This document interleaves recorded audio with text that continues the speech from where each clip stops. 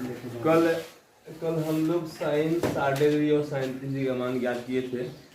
अन्य त्रिकोणमितीय अनुपातों का भी मान हमें जांच करना था और यह आप लोगों का होमवर्क हम लगा दिए थे कल कि कल आप लोग आएंगे तो सब बना के घर से लेकर के आएंगे। बनाए आप लोग सबके बना लिए हैं? चलिए एक बार मिला लेते हैं क्या। अगर मानते हैं cos 60 डिग्री का मान आपको ज्ञात करना हो तो कैसे ज्ञात करेंगे? cos 60 डिग्री जैसे मान लीजिए कि इसको ले लेते हैं तो cos से क्या होता है? आधार बटा कर्ण होता है। तो इस कोण B के लिए आधार कौन है?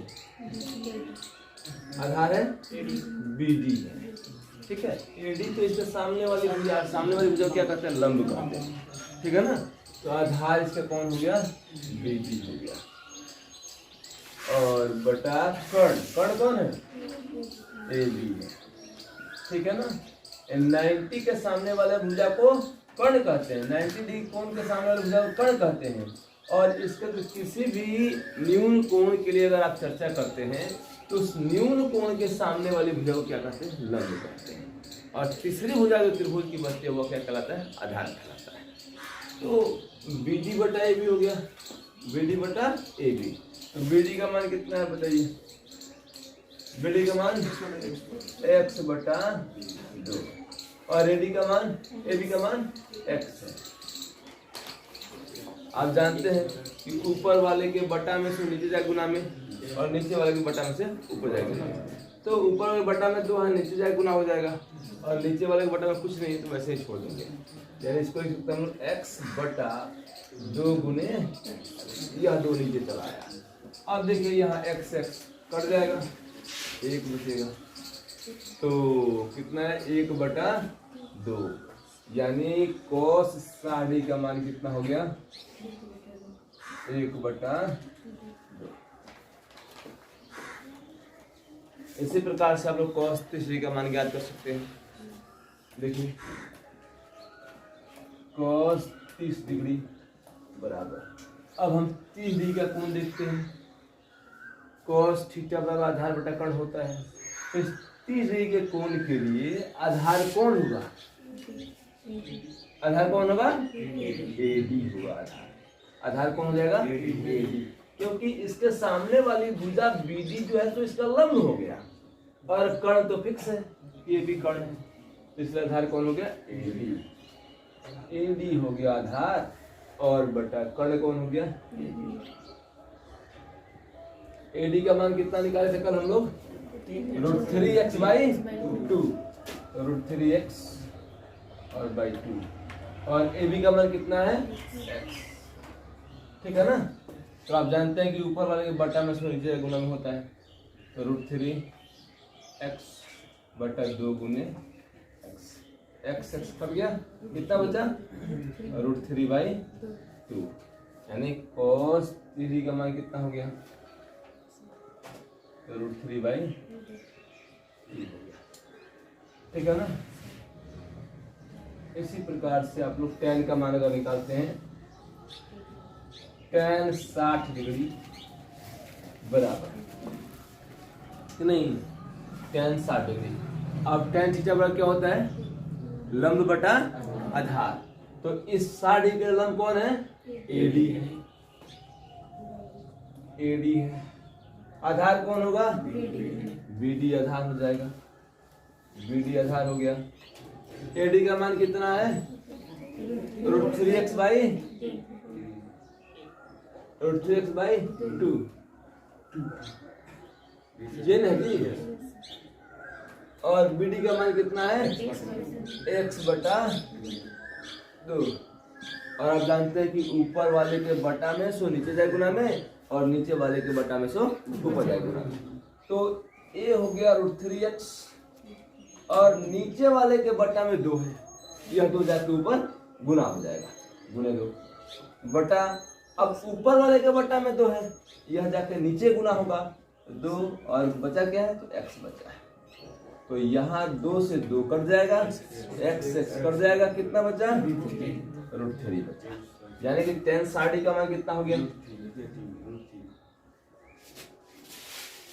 √3 आ गया।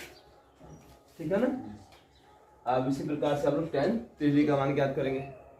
चलिए अगर लिख लिए हो तो ठीक है, या बना लिए हो तो ठीक है, नहीं तो लिख सकते हैं। तो हम लोग साइन कॉस टेन का मान ज्ञात कर लिए हैं। 33 का मान अभी नहीं निकालेंगे ना।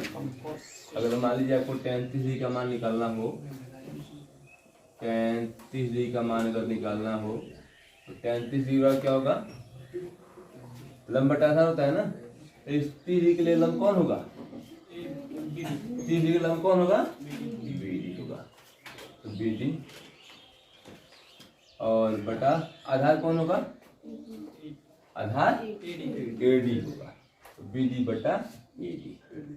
BD का मान कितना है, BD का मान x बटा 2 और AD का मान कितना है, √3x बाई 2। फिर वही ऊपर वाले के बटा में से नीचे जाएगा में, और नीचे वाले के बटा में से ऊपर जाएगा।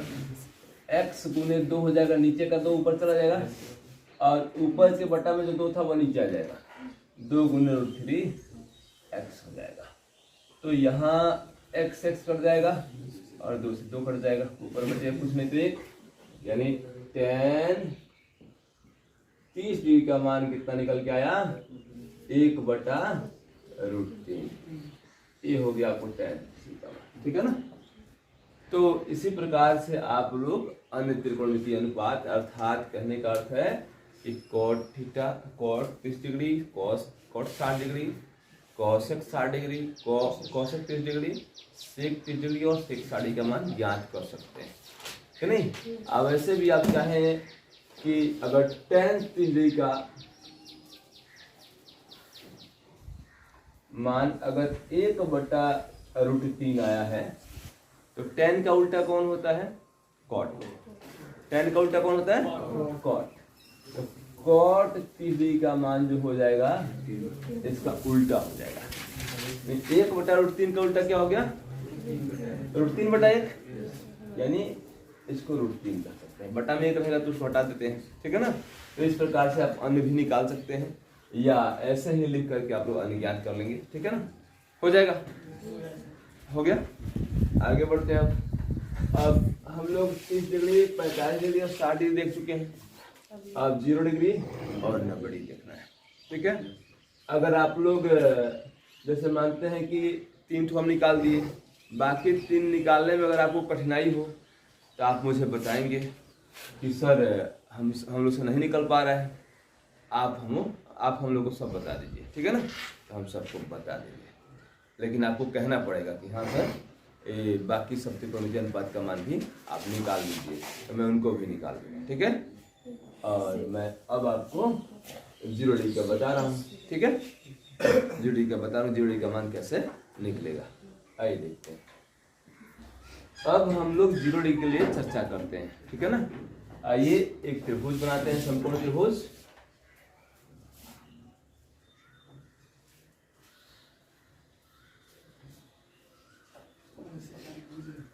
ठीक है, इसका नाम देते हैं ABC। ये है 90 डिग्री, ठीक है। यहाँ पे कुछ ना कुछ कोण बना है, कोण बना है, लेकिन जो भी हो इसको हमें 0 करना है, कोण को घटाना है। तो कोण अगर घटाएंगे 0 करने के लिए तो लंब घट रहा है ना, लंब घट रहा है, और छोटा करेंगे और कम हो गया। कोण भी छोटा हो रहा है, साथ साथ लंब भी छोटा हो रहा है, और छोटा करेंगे लंब और छोटा हो गया कि नहीं। आप 0 डिग्री के कोण के बारे में जानते हैं, क्या जानते हैं कि जब तक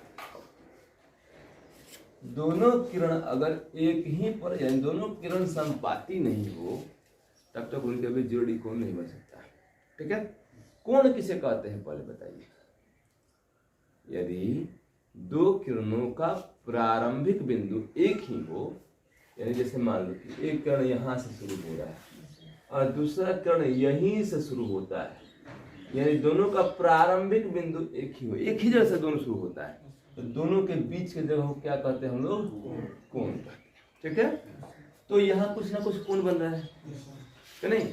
तो अब दो किरणों का प्रारंभिक बिंदु एक ही है, एक ही जैसे शुरू हुआ है, और दोनों किरणें संपाती हैं, एक दूसरे के ऊपर स्थित है, उनके बीच थोड़ा सा भी जगह नहीं है, गैप नहीं है, तब जाकर के वहां कोण कितना बनता है? 0 डिग्री बनता है। तो इसी प्रकार से यह कण और नीचे आते आते कहाँ चलाएगा? एकदम आधार पर चलाएगा। जब तक यह कण एकदम आधार पर नहीं चला आए तब तक तो 0 डिग्री का कोण बन ही नहीं सकता है। क्या 0 डिग्री बन सकता है? नहीं बन सकता है। और जब कण आधार पर चला आएगा तो 0 डिग्री का कोण बनेगा, उस समय लंब क्या हो जाएगा? खत्म हो जाएगा, लंब 0 हो जाएगा। ठीक है ना? उस समय लंब क्या हो जाएगा? 0। और कर्ण और आधार यह दोनों एक दूसरे पर समपाती हो जाएगा और एक दूसरे के बराबर हो जाएगा, तो अभी जाकर 0 डिग्री का कोण बन सकता है। ठीक है, तो क्या आपको लग रहा है ना, यहां पे क्या हो गया? कर्ण और आधार एक दूसरे पर समपाती हो गया, एक दूसरे के बराबर हो गया, तो अभी जाकर 0 का कोण बन सकता है। यानी और उस समय कर्ण और आधार दोनों क्या हो जाएगा? आपस में बराबर हो जाएगा, यानी B और H, यानी कि B और H आपस में एकदम बराबर हो जाएंगे। और P क्या हो जाएगा? P हो जाएगा 0। तब यहाँ 0 डिग्री का कोण यहाँ बनेगा और तब आप 0 डिग्री का मान निकाल सकते हैं। ठीक है,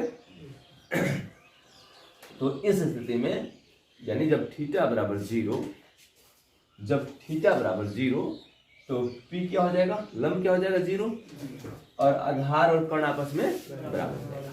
तो हम यहां लिख सकते हैं कि जब थीटा बराबर 0 डिग्री, यानी यहाँ के कोण को थीटा, या हम लोग कोण A लिख देते हैं, थीटा को क्या करते हैं? कोण A लिख देते हैं। कोण A बराबर 0 डिग्री, तो उस स्थिति में क्या हो जाएगा जी? B और H आपस में बराबर हो जाएगा, यानी कर्ण और आधार, कर्ण और आधार क्या हो जाएगा? आपस में बराबर हो जाएगा। तथा P कितना हो जाएगा? लंब कितना हो जाएगा? 0 हो जाएगा, लंब घट के एकदम 0 हो जाएगा। ठीक है, तो आधार कर्ण बराबर और लंब घट के 0। अब यहाँ पे आप लोग किसी भी त्रिकोणमितीय अनुपात का 0 डिग्री के लिए मान ज्ञात कर सकते हैं। आइए देखिए कैसे निकालते हैं हम लोग।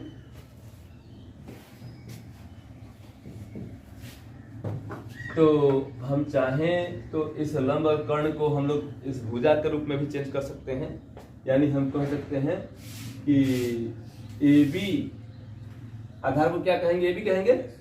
AB बराबर किसके हैं? AC के बराबर हो जाएगा।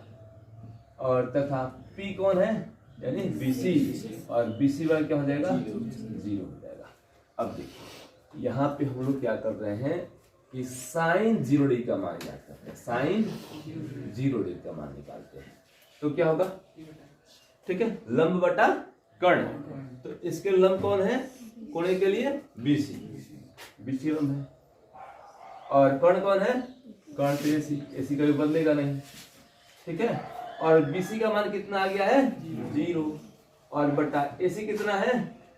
AC आपको H के बराबर है, यानी AC जो है आपको AC ही रहने देते हैं, AC और AB आपस में बराबर है, तो AC ही रहने देते हैं इसको। अब बताइए इस AC का मान कुछ भी रख दें आप, 1 2 3 4 5 कोई भी संख्या रख देते हैं 0 को छोड़ करके। ठीक है ना, 0 को छोड़ कर कोई भी संख्या रखते हैं, तो 0 में जब उससे भाग लगाएंगे तो भागफल क्या आएगा?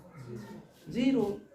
ठीक है, यानी कहने का अर्थ है कि अगर 5 से अगर आप 0 में भाग लगाते हैं तो क्या 0 के अतिरिक्त अन्य किसी संख्या से कटेगा? या कोई भी संख्या यहाँ रखोगे तो कुछ ना कुछ मान आएगा जो 0 से बड़ा या छोटा हो जाएगा। माइनस में रखोगे तो छोटा हो जाएगा, प्लस में रखोगे तो बड़ा हो जाएगा। केवल 0 ही एक ऐसा संख्या जो तुम यहाँ रख सकते हो। ठीक है ना, तो किसी भी संख्या से अगर 0 में भाग देते हैं तो क्या आएगा? 0। यानी कि आप साइन 0 डिग्री का मान कितना निकाल लिए? साइन 0 डिग्री बराबर क्या हो गया? 0।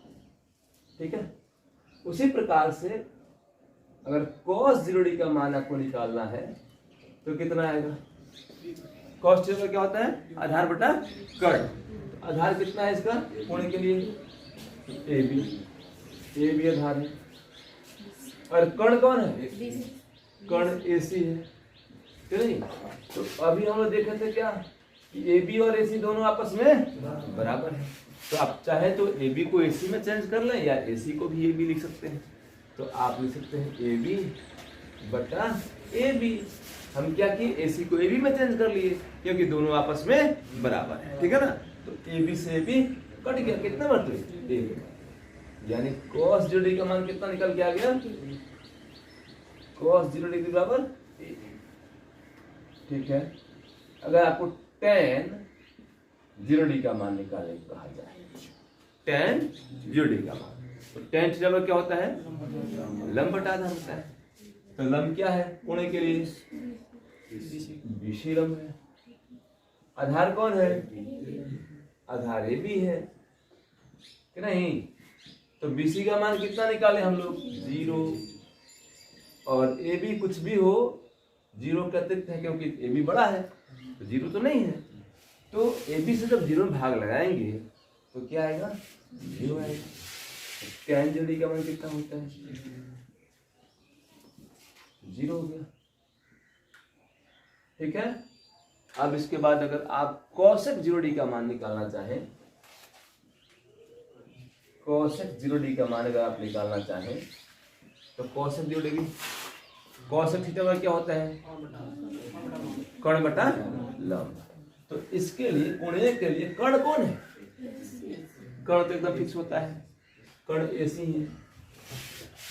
और फिर लंब कौन है? लंब है इसका, ठीक है ना? तो AC तो कर्ण है, इसका मान हम लोग क्लियर नहीं जानते हैं, कुछ भी हो सकता है, 10 20 50 कुछ भी ले सकते हो तुम लोग। और BC जो है, BC कितना है?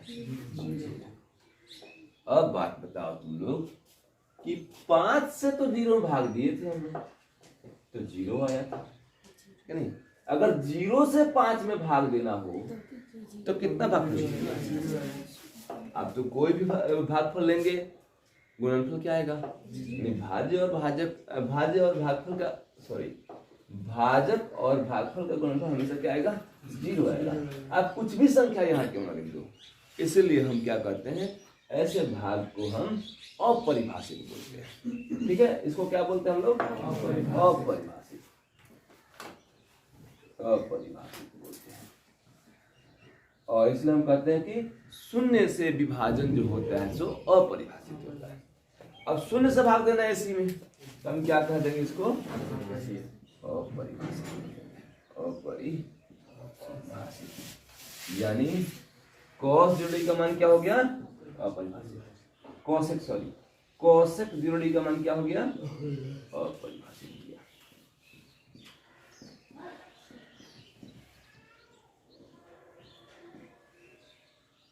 चलिए, बाकी दो भी आप निकाल लीजिए। इसको लिखिए, बाकी दो बचा है उसको आप लोग निकाल लीजिए अपने से, फिर उसको मैं चेक करता हूँ। बाकी दोनों निकाल लिए ना आप लोग? कितना मान है उसका?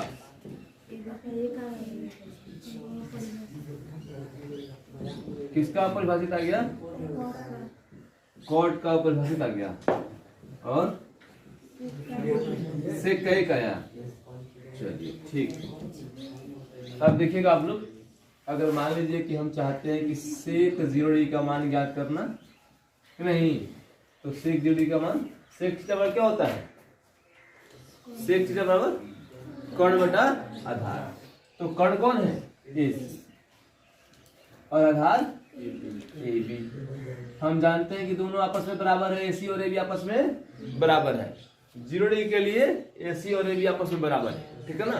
तो क्या हो जाएगा, हम AB को AC के रूप में चेंज कर देते हैं कि दोनों बराबर है। तो AC से AC एक बार से कट जाएगा, 1 आ जाएगा। यानी से 0 का मान कितना आ गया?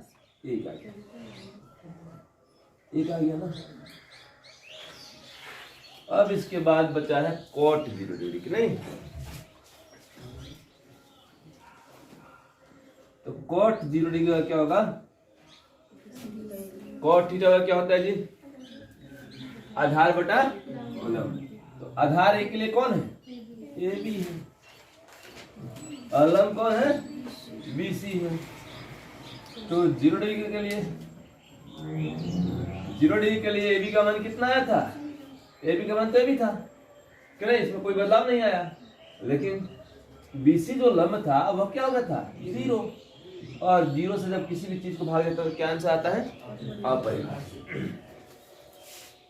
तो यह हो जाएगा अपरिभाषित, ठीक है ना। तो कॉट 0 डिग्री का मान क्या आ गया, अपरिभाषित। चलिए